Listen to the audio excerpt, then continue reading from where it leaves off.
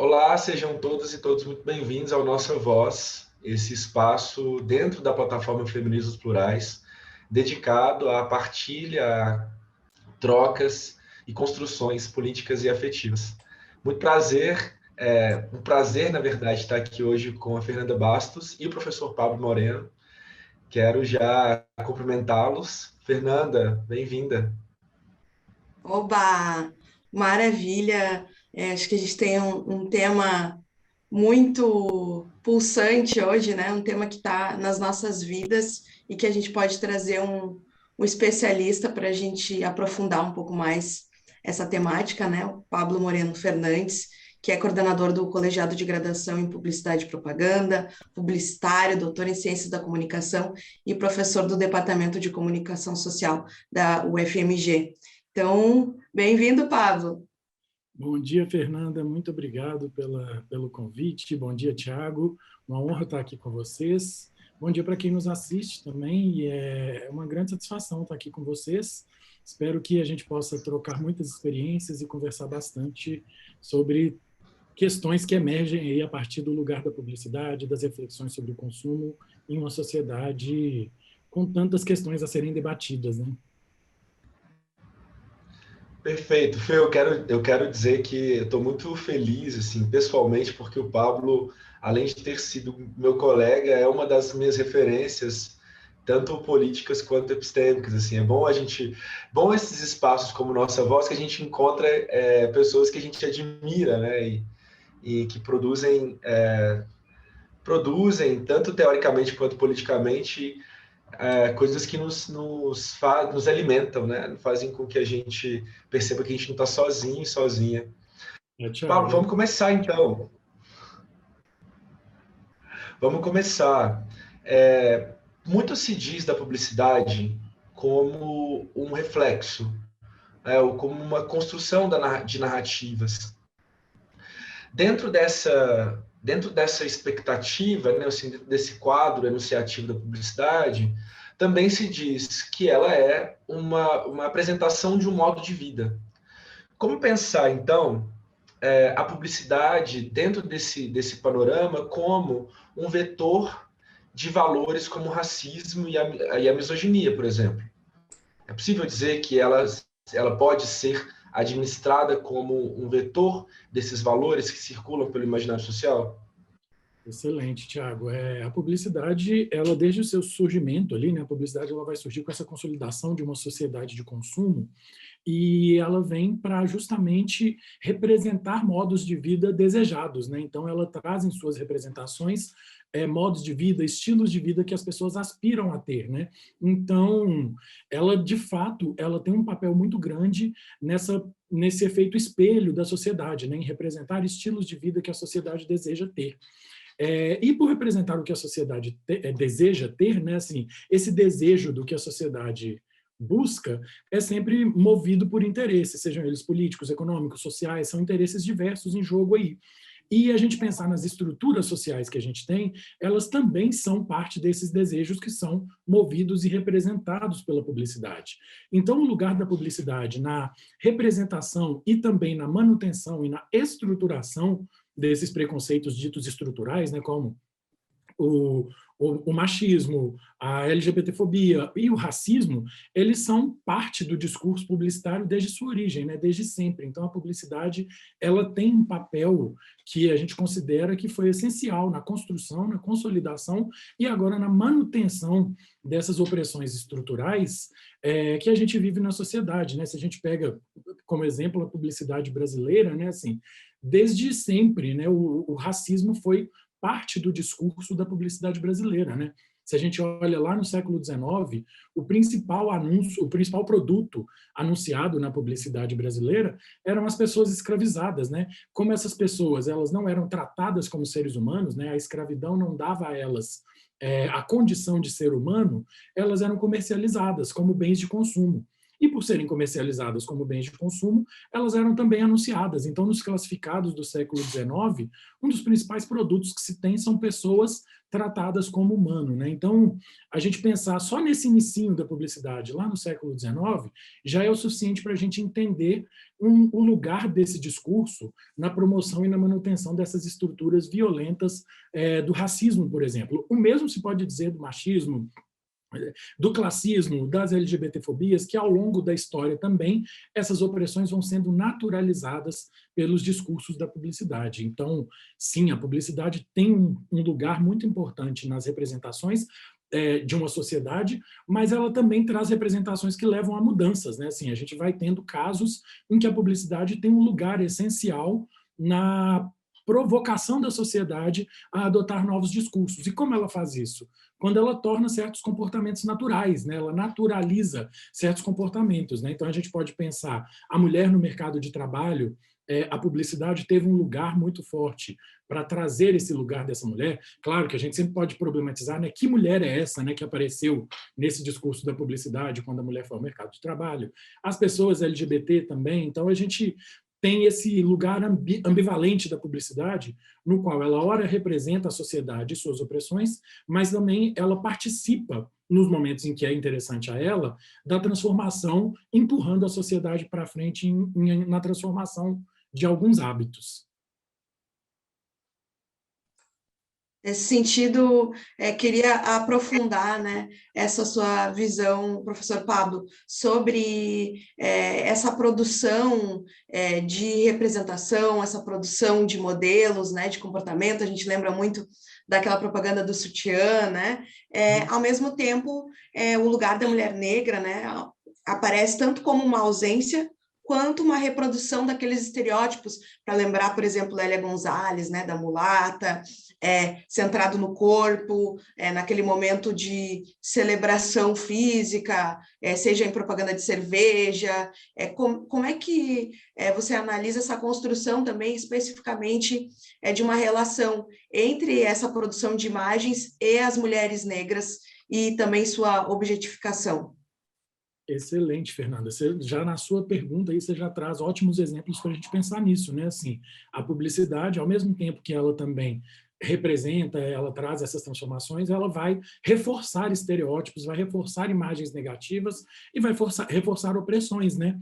A mulher negra é um excelente exemplo disso, porque se a gente olha para a publicidade do século XIX, como eu mencionei, em que as pessoas negras eram tratadas como produto, no pós-abolição, por exemplo, essas pessoas não passam a aparecer como consumidores. Então, o que a gente vai ter?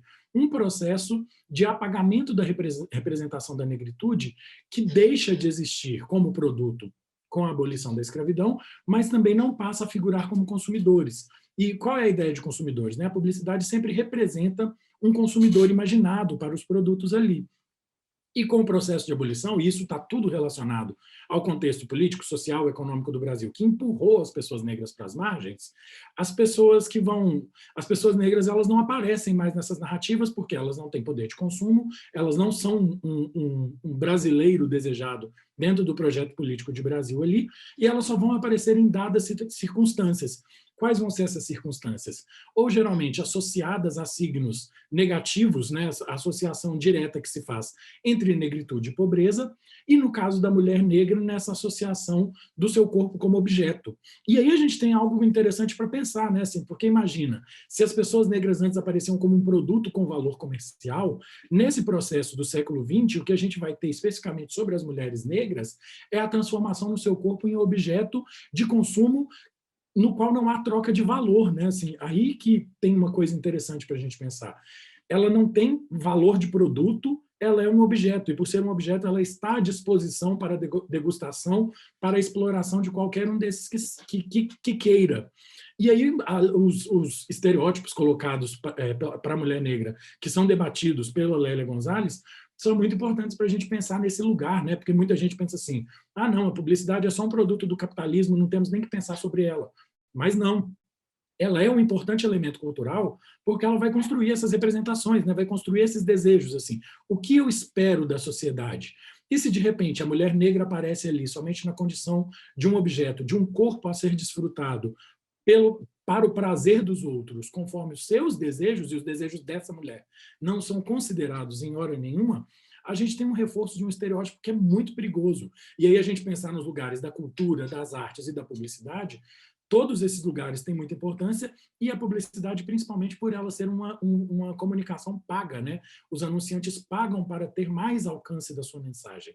Então, qualquer narrativa da publicidade que objetifique corpos femininos, que coloque a mulher negra como um objeto a ser degustado pelos outros ao seu bel prazer, isso é muito arriscado, porque aí a gente pode até fazer o diálogo entre a Lélia Gonzalez e a Patrícia Hill Collins, a ideia das imagens de controle, né? A mídia vai repetindo aí essas imagens de controle e esse conhecimento vai se assentando, né? Aquilo que é representado tantas vezes vai se solidificando, vai se consolidando ali naquele imaginário, e depois fica muito difícil um processo de reconstruir. E é nesse processo aí que se constroem as estruturas, né? A estrutura ela vai se construindo por meio de uma repetição daquele discurso. Então, é muito perigoso e a gente precisa sempre apontar isso e problematizar essas questões. Nossa, perfeito. Assim, essa coisa da repetição que acaba se tornando um ritual, e a gente pensar quais valores que fundamentaram os rituais políticos que nós vivemos, né? E quando a Fê traz essa provocação sobre presença, esse jogo de presença e ausência, né? Muito assentado na ideia de estigma, eu fico pensando, Pablo, nos rituais de consumo, que é alguma coisa que você sempre traz para o debate, né? Para o campo do debate. E aí, como que você qualifica o racismo, o sexismo, o heteroterrorismo, classismo, capacitismo, esses fatores de clivagem, de separação entre os sujeitos dentro da publicidade? É possível dizer que esses elementos se apresentam nos rituais de consumo? Super se apresentam, né? Eles aparecem o tempo todo, né? Se a gente pensar essa lógica dos rituais de consumo, né? Eles estão associados a quê? A esses processos, né, que vão ser manifestados nos nossos atos de compra, uso, manutenção e descarte dos bens de consumo, né? Então, principalmente se a gente pensa em uma sociedade hipermediatizada, como a gente vive hoje, né? Os nossos rituais de consumo estão cada vez mais presentes, né? A gente compra uma coisa, quer mostrar no Instagram que a gente comprou. A gente vai descartar uma coisa, a gente mostra nas redes sociais ou mostra para os amigos que está fazendo um descarte ecologicamente correto, né? A gente faz a manutenção de um bem de consumo, a gente mostra para ver como as coisas são duráveis, né? Então, os rituais de consumo estão cada vez mais mediatizados. E aí, esse conceito dos rituais de consumo, né, ele vem de um pesquisador canadense, que é o Grant McCracken. Mas aí, o que eu acho interessante pensarmos a esse respeito? Em uma sociedade racializada, em uma sociedade de opressões naturalizadas, opressões interseccionais, como o Thiago coloca aí, qual é o lugar desses rituais de consumo para as pessoas negras? Como um público que nunca foi representado, nunca foi desejado como consumidor de produtos, como fica essa experiência ritualística de consumo para essas pessoas, né? Como o consumidor atravessado por essas interseccionalidades vai lidar com essa experiência ritualística do consumo? E são experiências muito diferentes, né? Se a gente pensar no Brasil, as pessoas negras, por exemplo, só começam a aparecer nos discursos de promoção do consumo, representados ali por esses rituais, a partir do fim do século XX, no início do século XXI. E aí tem uma coisa curiosa, né? Que, por exemplo, a gente falou aqui da objetificação da mulher negra, né? A partir da pergunta aí da Fernanda, a mulher negra vai começar a aparecer como consumidora na publicidade antes do homem negro, inclusive.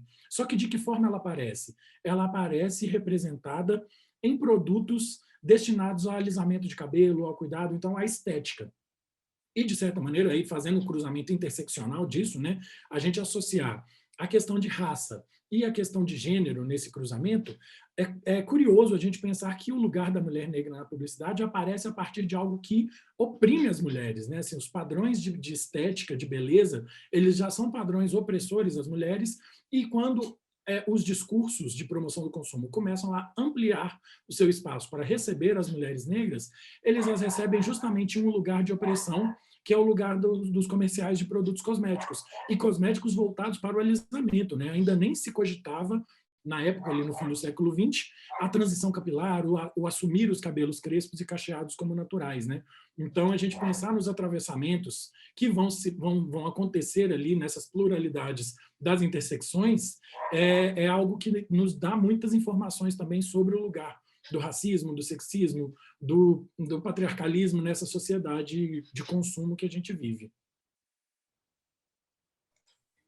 Nesse sentido, eu fico pensando nessas mudanças que a gente tem visto, né, recentemente, algumas campanhas, sobretudo antirracistas e também contra a homofobia, né, ou LGBTfobia. Essas campanhas têm aparecido cada vez mais, mas, ao mesmo tempo, tem tensionado o debate público, porque muitas vezes elas vêm acompanhado de um movimento de rejeição, né, de tentativa de parar aquela mudança.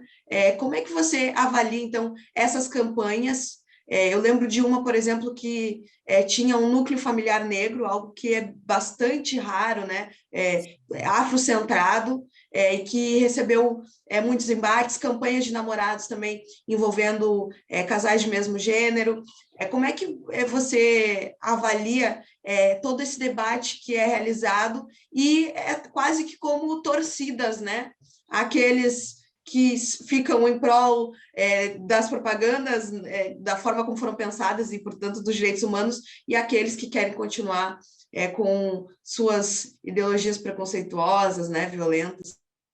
Tem um negócio legal para a gente pensar aí também, que a gente não pode nunca perder de vista, né? Assim, eu falo sempre isso, às vezes, falo, gente, eu sou pesquisador sobre o consumo é uma das ferramentas do capitalismo aí, e a gente precisa entender uma coisa, né? Assim, a publicidade, ela está sempre a fim do capitalismo, ela é uma atividade fim do capitalismo.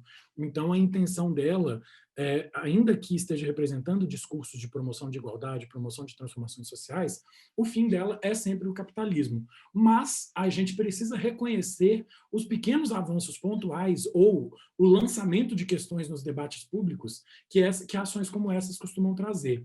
Esse caso dessa campanha foi de uma marca de cosméticos, né, que no Dia dos Pais representou uma família afrocentrada de classe média em suas narrativas, né? Então aí tinha a quebra de vários estereótipos, né? O estereótipo esperado geralmente das pessoas negras na publicidade é o da pobreza.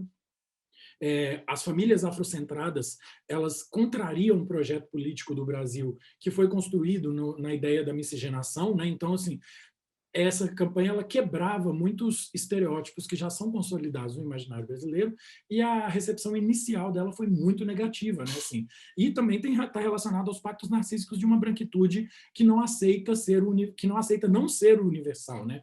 Foi a primeira vez na história dessa marca em que a branquitude não aparecia como uma representação universal de ser humano, e isso gerou uma reação pavorosa, assim, o povo ficou revoltado por não se ver na universalidade de uma campanha do Dia dos Pais. E aí eu fico sempre no lugar de olhar para os dois lados aí nessa questão. Porque, assim, primeiro, a representatividade que se coloca aí é muito positiva, a forma de representação que eles apresentam também é muito propositiva, mas, ao mesmo tempo, né, a gente pode questionar outros lugares, né, assim, para a gente pensar, seria essa campanha um exemplo de uma publicidade antirracista? Né? Assim, se a gente pega aí o conceito do Francisco Leite, da publicidade antirracista, né, assim, a publicidade, para ela ser antirracista, ela tem que ir muito além do que está lá só aparecendo na tela da TV, na tela do YouTube para o público, né? A publicidade que se pretende antirracista, ela vai envolver pessoas negras em diversos processos, e aí, pensando dessa maneira, eu acho que a gente ainda está muito longe de termos, de fato, uma publicidade antirracista dentre os grandes anunciantes do Brasil. E por que isso? Assim, porque a gente ainda não tem pessoas negras em grande quantidade nas agências de publicidade, menos pessoas negras ainda em poder de decisão nessas agências, pouquíssimas pessoas negras comandando departamentos de marketing de grandes marcas.